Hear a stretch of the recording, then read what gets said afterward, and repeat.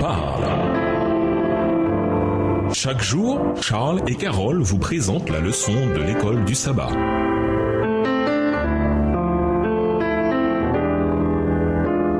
Bienvenue dans votre émission. Dieu nous parle. Nous voilà à la leçon de vendredi. Pour aller plus loin, ceux qui ont la direction spirituelle de l'Église devraient faire les plans nécessaires afin de donner l'occasion à chaque membre d'Église d'avoir une part dans l'œuvre de Dieu. Il n'en a pas été ainsi à maintes reprises dans le passé. Les plans n'ont pas été nettement tracés ni pleinement mis à exécution afin que les talents de tous soient mis en contribution. Peu de personnes se rendent compte de la perte subie de la sorte. Tels des généraux pleins de sagesse, les conducteurs dans la cause de Dieu doivent préparer des plans pour faire avancer les troupes sur le front de la bataille. Dans leur organisation, ils doivent étudier particulièrement l'œuvre qui peut être faite par les laïcs auprès de leurs amis et voisins. L'œuvre de Dieu sur cette terre ne pourra jamais être achevée tant que les hommes et les femmes qui sont membres de nos églises ne se rallieront pas à l'œuvre et n'uniront pas leurs efforts à ceux des pasteurs et des employés de l'église. Le salut des pécheurs exige un travail sérieux personnel. Nous devons leur apporter la parole de vie et non pas attendre qu'ils viennent à nous. Oh, si je pouvais prononcer des paroles à des hommes et des femmes qui les pousseraient à agir avec diligence. Les instants qui nous sont désormais accordés sont peu nombreux. Nous nous tenons aux abords même du monde éternel. Nous n'avons pas de temps à perdre. Chaque moment est en or et trop précieux pour être consacré à servir le moi. Qui veut rechercher Dieu avec sérieux et tirera de lui la force et la grâce nécessaires pour être son fidèle ouvrier dans le champ missionnaire. Dans chaque église se trouve un talent qui, grâce à un service approprié, pourrait être développé pour être une grande aide dans cette œuvre. Ce dont nous avons besoin pour l'édification de nos églises, c'est l'œuvre merveilleuse de sages ouvriers à discerner et à développer les talents de l'église. Talents qui peuvent être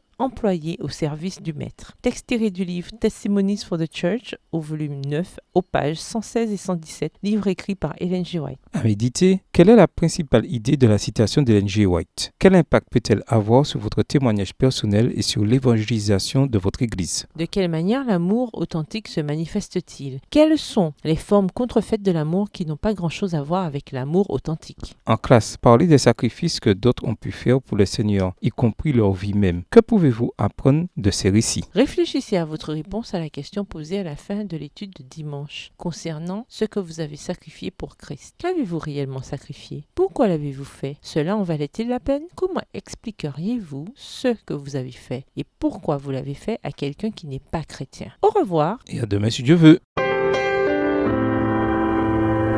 Dieu nous parle. Chaque jour, Charles et Carole vous présentent la leçon de l'école du sabbat.